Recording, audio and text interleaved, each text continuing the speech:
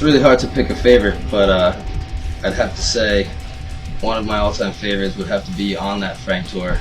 We played in New York at the Gramercy Theater, and we all had a lot of friends and family in the room. At the beginning of the show, Frank got very emotional, and I think that it definitely brought the emotions out in all of us. And overall, it was just a very special show. For it to be the one of the bigger last hometown shows with him, and it's something I'll never forget. We had played out at the Patriotic Hall in California. This is early on, and we had some of our friends there. And we had this one girl in this hotel room who was so bomb drunk, and all she wanted to do was get with somebody in the band, which obviously you guys better ask people their age and shit. But she turned around and got so freaking drunk that she passed out on Josh Barron, my old bass player's bed. Puked all over the bed, everywhere. So now all of my boys, everybody out there, from Caulk and Tex to, Lepra, all these California bands are out there having a great time.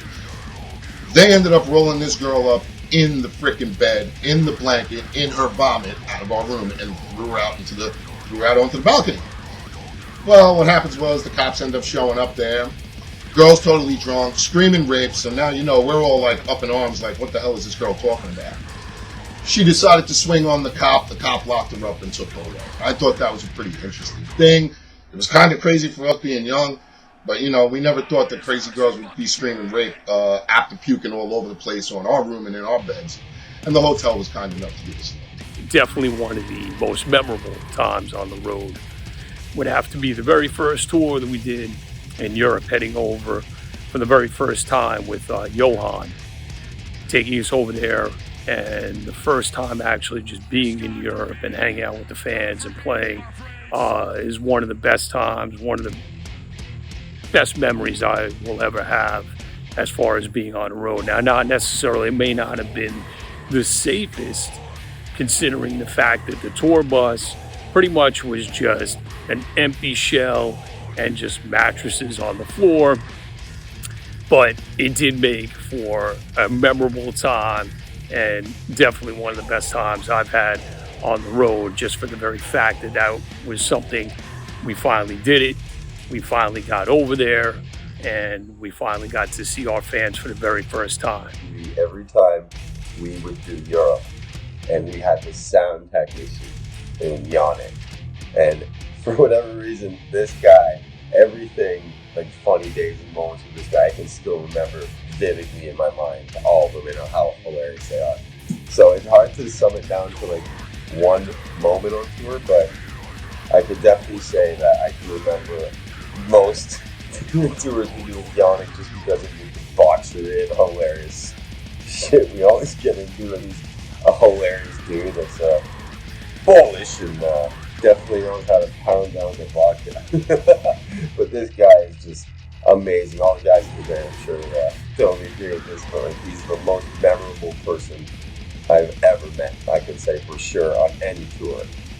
And I hope to see him again soon. Yo, dudes. We were in Europe. I want to say we were deep down in the southernmost part of Italy, and we were playing in a place, I want to say it was called Stopover or something to that effect, and they had like a hollowed out train, and there was like a train inside the venue, and that we were playing, like our backstage room was in one car, and then you walked onto the like platform deck car of another train, and they were all like, trains connected to each other, and inside the venue, and we're playing, I think we're playing Immortally Condemned.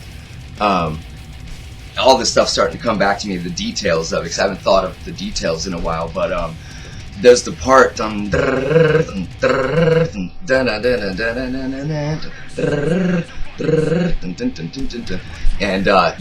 everybody syncopating,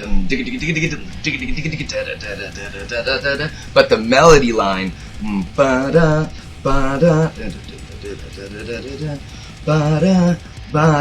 and I'm talking hundreds of these Italian people singing the melody line,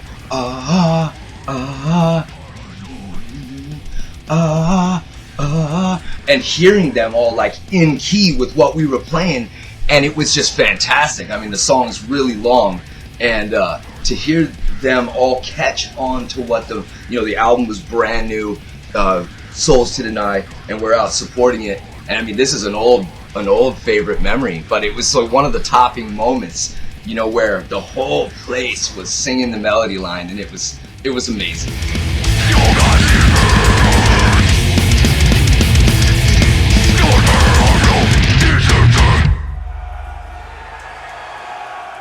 Come on, as loud as you fucking can!